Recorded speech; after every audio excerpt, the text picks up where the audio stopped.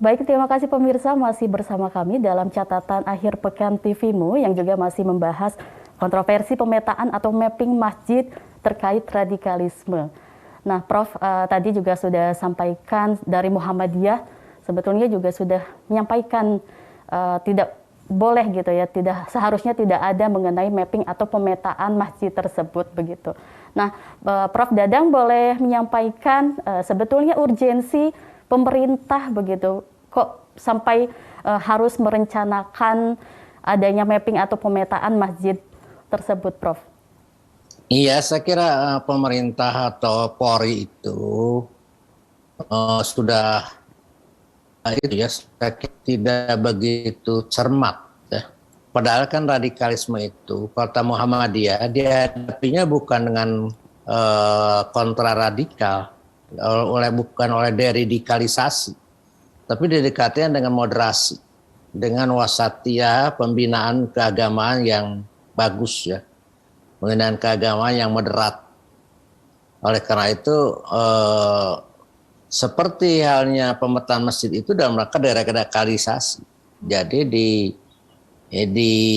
pemerintah bermaksud untuk membuat satu peta, masjid ini adalah hijau, masjid ini merah, masjid ini kuning ya. Ada yang sangat radikal, kurang radikal, tidak radikal, mungkin seperti itu.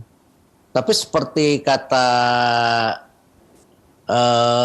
pengamat tadi, baik DMI maupun dari Setara, sebenarnya masjid tidak punya masalah. Yang masalah itu berarti orang-orang yang di dalamnya. Oleh karena itu mungkin orang-orang yang di dalamnya itu dimonitor saja, tidak udah ada peta seperti itu. Dan ini menimbulkan kerawanan konflik horizontal. Karena mereka yang merasa dirinya tidak radikal, merasa perlu untuk menjauhi, menghabisi orang radikal.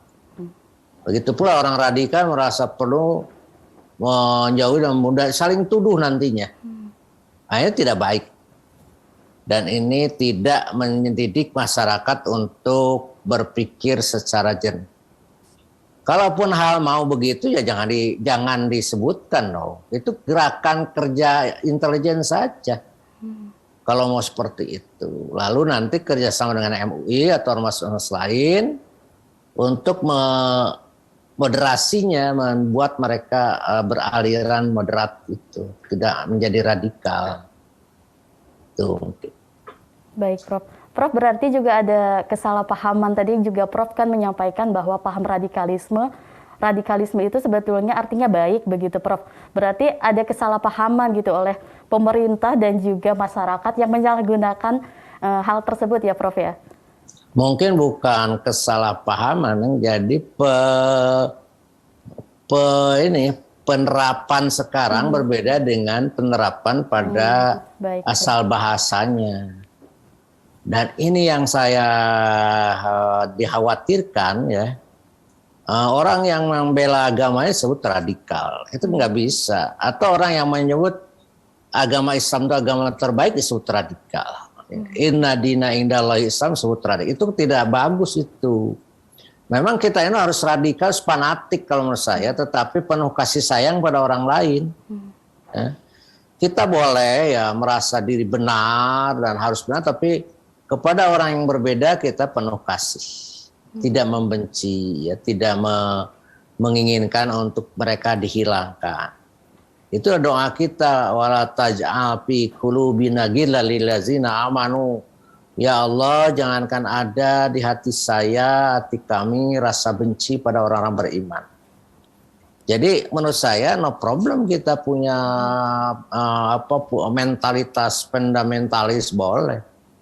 Merasa benar boleh, tetapi penuh kasih sayang pada orang lain, tidak memaksakan kehendak pada orang lain, gitu. Baik, Prof.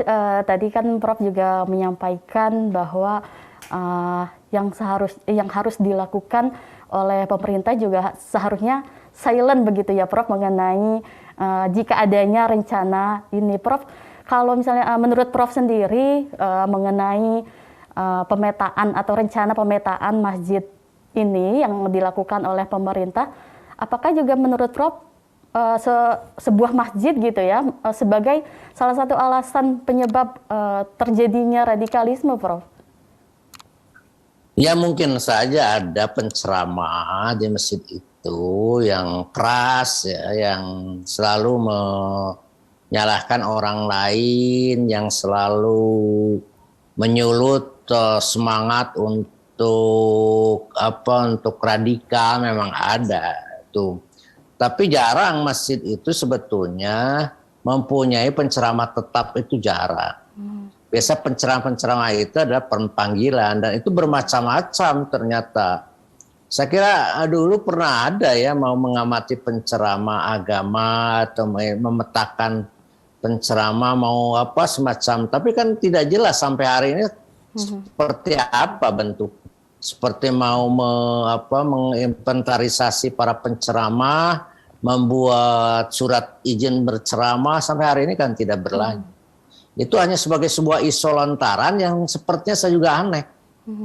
Kok hal-hal seperti penting itu dilontarkan dan untuk apa gitu? Kecuali kalau untuk promosi atau untuk semacam supaya diketahui umum kayak begitu. Kayak mau pamer, ini lah aku punya rencana begini, kan aneh gitu. Malah Bagi gitu. saya orang awam ini aneh gitu. Nggak tahu kecuali kalau memang politisi mau mempromosikan dirinya supaya terpilih jadi anggota DPR atau jadi gubernur, itu ya boleh begitu. Tapi sebagai seorang yang penjaga keamanan, saya kira harus silent itu gerakan-gerakan itu. Ya, saya kira itu Neng. Yang justru juga menimbulkan konflik begitu ya di masyarakat. Prof, Ya. kalau tadi Prof menyampaikan mengenai kegiatan dakwah gitu yang dilakukan di masjid-masjid juga Muhammadiyah begitu. Bagaimana Prof langkah yang dilakukan oleh Muhammadiyah sendiri mengenai dakwah setiap harinya di masjid-masjid Muhammadiyah, Prof? Saya kira kita kan punya majlis tabligh ya Neng, dan lembaga dakwah khusus. Mereka adalah punya pasukan dai-dai yang sudah tercerahkan, sudah moderat. Oleh karena itu saya kira di lingkungan Muhammadiyah tidak perlu dicurigai ya tentang dai-dai mereka itu. Karena orang-orang Muhammadiyah rata-rata sudah mempunyai pandangan-pandangan yang moderat. Itu mungkin ya. Baik, terima kasih Prof atas informasi dan penjelasannya. Pemirsa TVMU, tetaplah bersama kami akan segera kembali setelah jeda berikut.